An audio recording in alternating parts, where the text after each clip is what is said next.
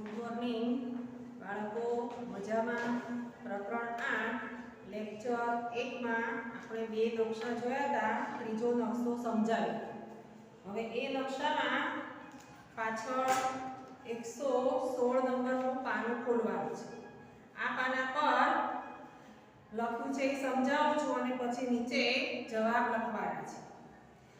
India gate છે અને આ રાષ્ટ્રપતિ ભવન છે. તો આપણે નકશામાં જોઈએ તો નીચે દક્ષિણ બાજુ ઇન્ડિયા ગેટ આપેલો છે અને એની ડાબી બાજુ રાષ્ટ્રપતિ ભવન છે. તેમની વચ્ચે લાંબો રસ્તો એ રાજપથ છે, એટલે રાષ્ટ્રપતિ ભવનથી ઇન્ડિયા ગેટ સુધીનો રસ્તો છે. એમાં જે રસ્તો આપ્યો છે એનું નામ રાજપથ રસ્તો. રાજપથ કેટલો લાંબો છે એનો ખાલી આપણે અંદાજ એટલે અનુમાન કરવાનું છે. તો મમ્મીએ એવું કીધું કે વિજય ચોકથી ઇન્ડિયા ગેટ રાજપથ 2 કિલોમીટર લાંબો છે.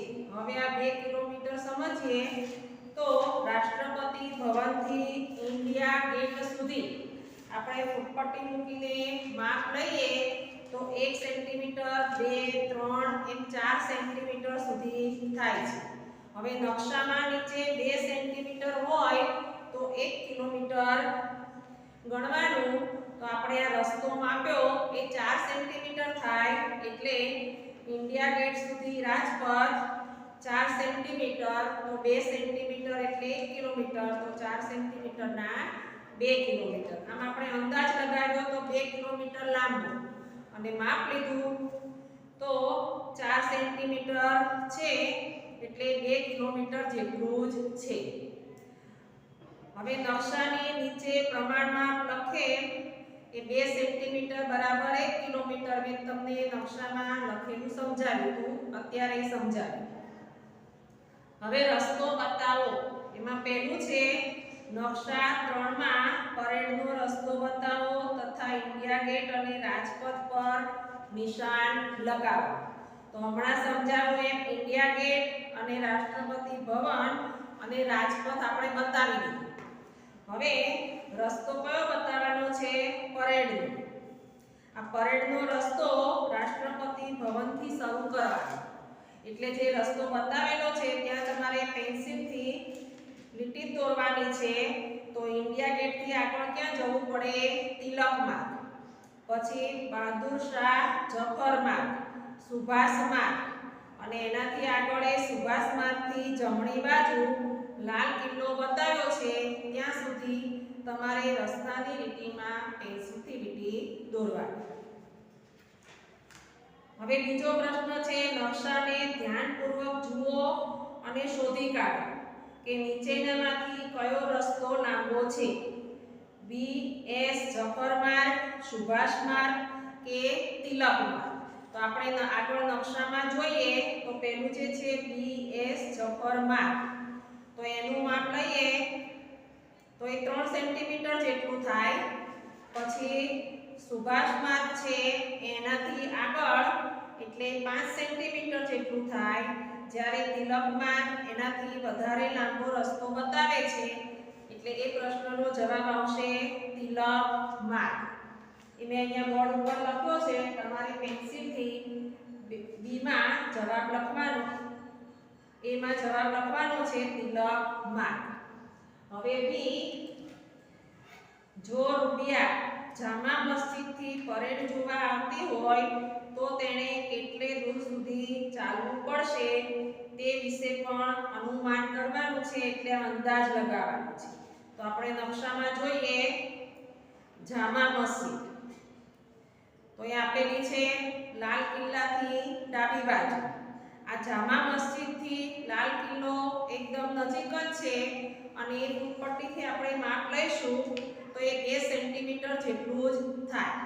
એટલે 2 સેન્ટીમીટર બરાબર પ્રમાણમાં 1 કિલોમીટર છે, એટલે અંદાજ આપણે લગાવીએ તો એનો જવાબ લખવાનો છે 1 કિલોમીટર સુધી ચાલવું પડશે. હવે સી છે પરેડનો આખો માર્ગ કેટલો લાંબો છે? 3 કિલોમીટર, 16 કિલોમીટર, 25 કિલોમીટર કે 8 કિલોમીટર? તો પહેલા આપણે પ્રમાણ માપ જોઈએ 2 સેન્ટીમીટર બરાબર 1 કિલોમીટર છે. હવે પરેડનો આખો રસ્તો જ માપવાનો છે એટલે છેકથી માપીએ તો એ અંદાજે 16 સેન્ટીમીટર જેટલો થાય છે. એટલે 8 કિલોમીટર લાંબો માર્ગ છે. એમાં જવાબ આપેલા છે 4, એમાંથી છેલ્લો જવાબ. અને તમારે આ રીતે સીમા લખવાનું કે પ્રમાણમાં 2 સેન્ટીમીટર બરાબર 1 કિલોમીટર છે તો 16 સેન્ટીમીટર હોય તો કેટલા થાય 8 કિલોમીટર. હવે છેક નીચે લખેલું છે જુઓ, નકશામાં પ્રમાણ માપની શી જરૂર છે એ સમજીએ. તો કોઈ મોટા ક્ષેત્રફળવાળા ભાગને નાના કાગળ પર દર્શાવવો હોય ત્યારે તે દરેક ભાગને ચોક્કસ ગુણોત્તરમાં નાનો કરવો પડે જેથી જગ્યાઓ વચ્ચેનું અંતર તથા સ્થિતિ જેમની તેમ રહે. એટલે પ્રમાણમાં ઘણું મોટું હોય, નકશો મોટો હોય, ક્ષેત્રફળ વધારે હોય, પણ જ્યારે કાગળ ઉપર દોરવાનું થાય ત્યારે પ્રમાણમાં પ્રમાણે એને નાનો બનાવીને દોરવામાં આવે છે. હવે સામેના પાના ઉપર 117 લાલ કિલ્લાની મુસાફરી.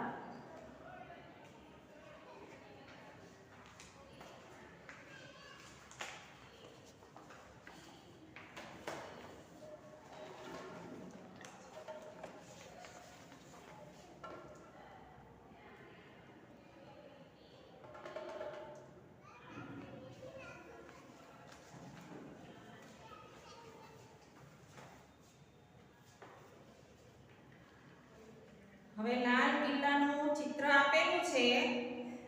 અમે લાલ કિલ્લે પહોંચ્યા તો ત્યાં ટિકિટ લેવા માટે લાંબી લાઈન હતી.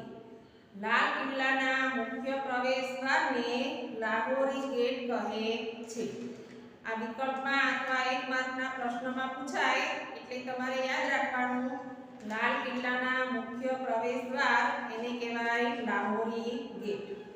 અંદર પ્રવેશીને અમે ડાબી બાજુ એક લાંબા પરિસરમાં પહોંચ્યા કે જેની બંને બાજુ નાની નાની દુકાનો હતી. આ સ્થળને મીના બજાર કહે છે. ત્યાંથી મેં મારી બહેન માટે બંગડીઓ ખરીદી.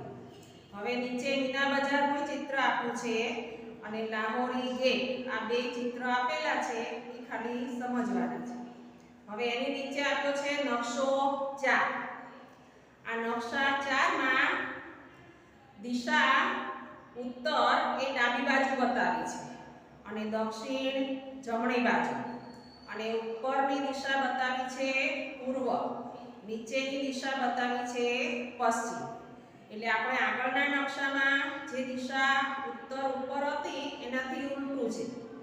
હવે ઉત્તર દિશા તરફથી અને પૂર્વ દિશા તરફથી આ નકશાનું અવલોકન કરીએ તો પહેલા પૂર્વ દિશા એટલે પૂર્વ લખ્યું છે ત્યાંથી જોઈએ તો એની ડાબી બાજુ જે જાંબલી કલર આપ્યો છે એમાં યમુના નદી લખેલી છે.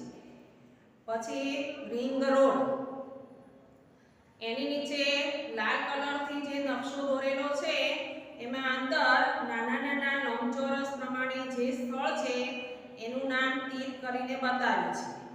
તો પહેલું છે હમામ, પછી આરામગાહ, રંગમહેલ, અને એની જમણી બાજુ છે મોતી મહેલ.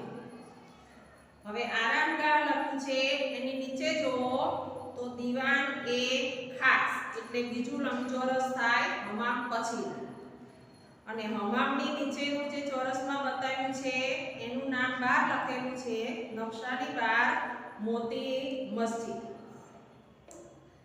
દીવાને ખાસ, હવે એનાથી આગળ દીવાન એ આમ આપેલું છે, એની નીચે રસ્તો બતાવ્યો છે ત્યાં નક્કાર ખાના, પછી એની નીચે છે મીના બજાર, અને એની નીચે લાહોરી ગેટ, અને લાલ કિલ્લો બતાવ્યો છે નક્કર ખાનાની ડાબી બાજુ.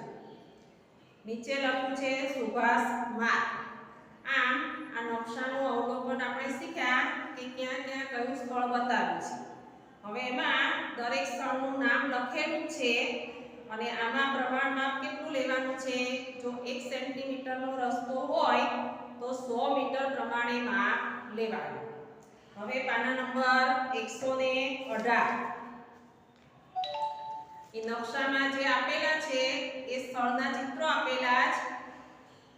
નક્કારખાના જ્યાં ઢોલ વગાડીને રાજાનો સંદેશો સંભળાવવામાં આવતો હતો એ સ્થળ બતાવ્યું છે.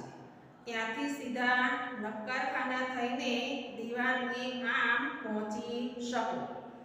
રાજા આ જગ્યાનો પોતાની પ્રજાને મળવા માટે ઉપયોગ કરતા હતા. હવે દીવાન-એ આમથી સીધા આગળ ચાલીએ તો રંગમહેલ, આ સુંદર ઇમારત છે એની ડાબી બાજુ બીજી 3 ઇમારતો હતી. હવે આ ઇમારતો કઈ હતી એ નકશામાં શોધવાની છે. તો નકશામાં દીવાન-એ આમ અને રંગમહેલ છે ત્યાં જુઓ. તો બીજી 3 ઇમારતો રંગમહેલથી કઈ આવે? આરામગાહ, હમામ અને દીવાન-એ ખાસ.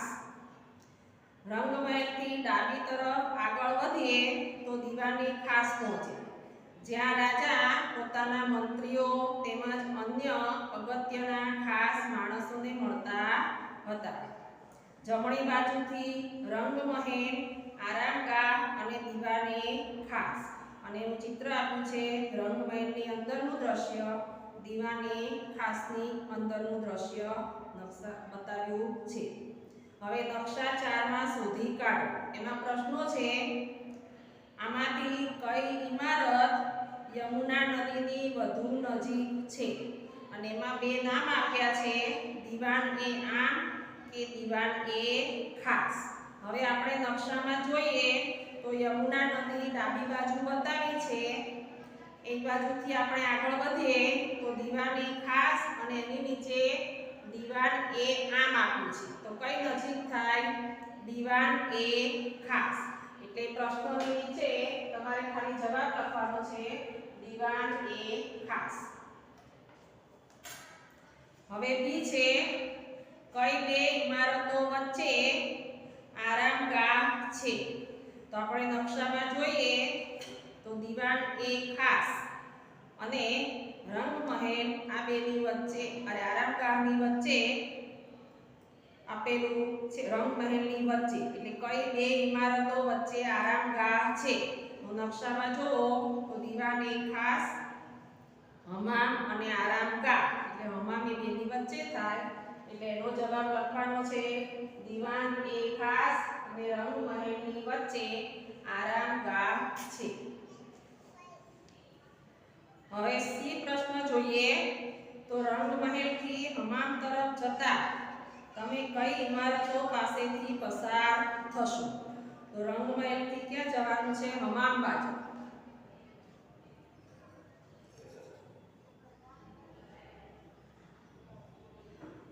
રંગમહેલથી હમામ બાજુ જઈએ તો પહેલું શું આવશે? આરામગાહ, પછી દીવાન-એ ખાસ અને પછી હમામ. એટલે એનો જવાબ લખવાનો છે, રંગમહેલથી હમામ તરફ જતા આરામગાહ અને દીવાન-એ ખાસ પાસેથી પસાર થઈશ અને પછી મોટી મસ્જિદની સામે પહોંચીશ. એના પછીનો પ્રશ્ન છે, આ નકશામાં કઈ ઇમારત મીના બજારથી વધુ દૂર છે? તો મીના બજાર નીચે પશ્ચિમમાં આપેલું છે અને હમામ છે ઉપર આપેલું છે પૂર્વમાં, એટલે વધુ દૂર થાય. એટલે એનો જવાબ લખવાનો છે, હમામ એ ઇમારત મીના બજારથી વધુ દૂર છે. આ ડીનો જવાબ હમામ એ ઇમારત મીના બજારથી વધુ દૂર છે. હવે ઈ છે, દીવાન-એ ખાસથી મીના બજાર લગભગ કેટલું દૂર છે? હવે આગળના નકશામાં પ્રમાણ માપ જોયું એમ આ નકશામાં પ્રમાણ માપ શું આપેલું છે? 1 સેન્ટીમીટર બરાબર 100 મીટર. તો આપણે દીવાન-એ ખાસથી મીના બજાર એ ફૂટપટ્ટીથી માપીએ તો આશરે 5 સેન્ટીમીટર થાય. તો 1 સેન્ટીમીટરના 100 મીટર તો 5 સેન્ટીમીટરના કેટલા થાય?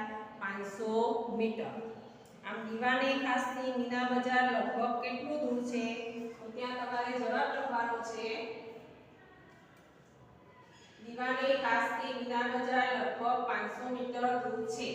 હવે આ જવાબ કેવી રીતે શોધવાનો? તો પ્રમાણમાં 1 સેન્ટીમીટર બરાબર 100 મીટર, તો 5 સેન્ટીમીટર બરાબર 500 મીટર.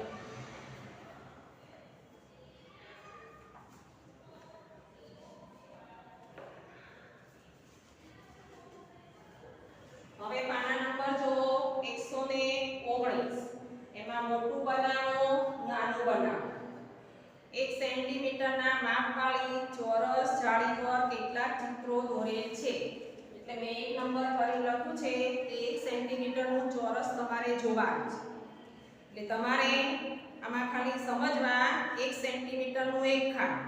આમ 1 2 3 4 5 ને 6 ખાના છે, ઊભાઈ 6 ખાના, એટલે 6 સેન્ટીમીટરનું ચોરસ દોર્યું છે અને એમાં 1 સેન્ટીમીટર પ્રમાણે 6 ખાના આપેલા છે.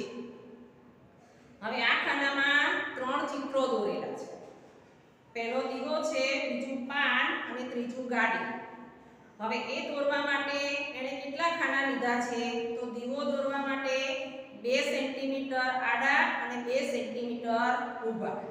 એમાં 1 સેન્ટીમીટરમાં ગોળાકાર ભાગ બતાવ્યો અને ઉપર 1 સેન્ટીમીટરમાં દીવાની વાટ. હવે બાજુમાં જે પાન દોર્યું છે એ પણ કેટલા ખાનામાં દોરેલું છે? એક ખાનું છોડીને 2 સેન્ટીમીટરના ખાનામાં, અને નીચે 1 સેન્ટીમીટરનું ખાનું છોડ્યા પછી 3 સેન્ટીમીટર ઊભા અને 6 સેન્ટીમીટર આડા એમાં ગાડી દોરેલી છે.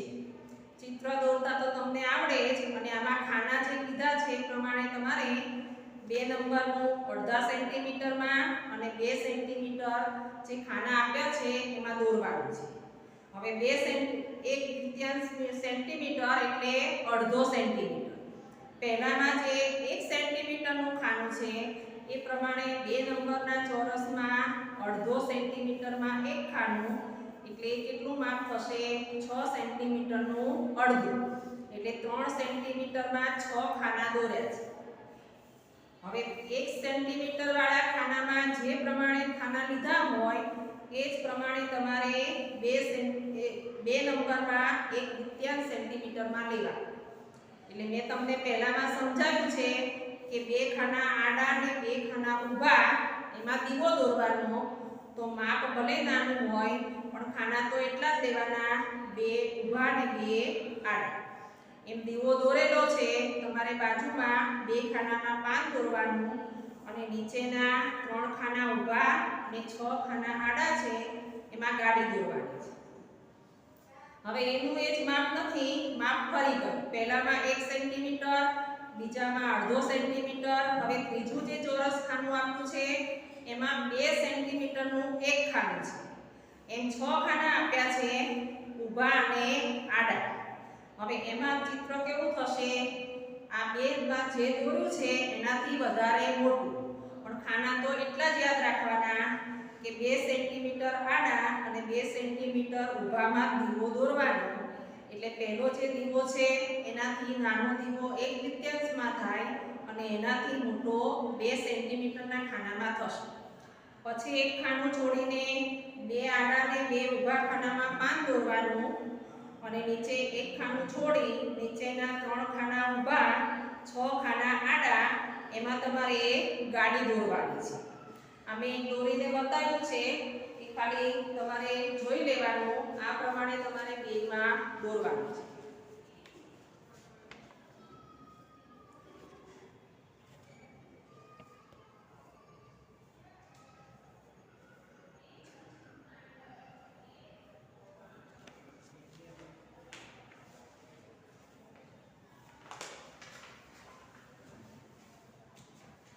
હવે એની નીચે લખ્યું છે ચોરસની બાજુનું માપ બમણું કરવામાં આવે છે તો શું તેનું ક્ષેત્રફળ પણ બમણું થશે? તો ચોરસનું ક્ષેત્રફળ એનું સૂત્ર છે લંબાઈ ગુણ્યા લંબાઈ, એ આપણે આગળ શીખી ગયા છીએ. હવે તેની બાજુનું માપ બમણું કરીએ તો તેનું ક્ષેત્રફળ 2 ગુણ્યા લંબાઈ ગુણ્યા 2 ગુણ્યા લંબાઈ એટલે 4 ગુણ્યા લંબાઈ 2 વાર એટલે લંબાઈનો વર્ગ. આમ 4 ગણું થાય અને 4 કૌંસમાં લંબાઈનો વર્ગ. આ તમારે ખાલી છેલ્લે નીચે પુસ્તકમાં લખવાનું છે. અમે પ્રશ્નો સમજાવ્યો એ.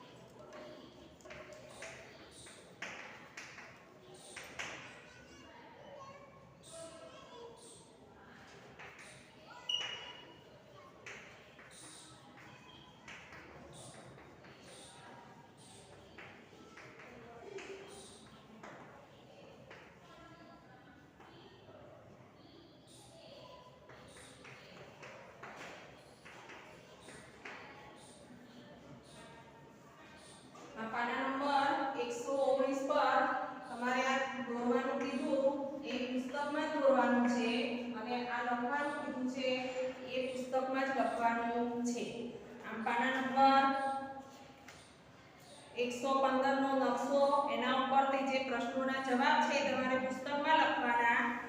પાના નંબર 117 ના નકશા ઉપરથી પાછળ નકશા 4 માં શોધી કાઢો એ પ્રશ્નોના જવાબ લખવાના. અને પાના નંબર 119 મોટું બનાવો નાનું બનાવો એમાં મેં સમજાવ્યું એ પ્રમાણે એક ચોરસમાં દોરીને આપ્યું છે. નાના ચોરસમાં અને 2 સેન્ટીમીટરના ચોરસમાં તમારે 3 ચિત્રો દોરવાના છે અને એની નીચે જે પ્રશ્ન આપ્યો છે એનો જવાબ તમારે અહીંથી લખવાનો છે. એ પેન્સિલથી જ પુસ્તકમાં લખવાનો.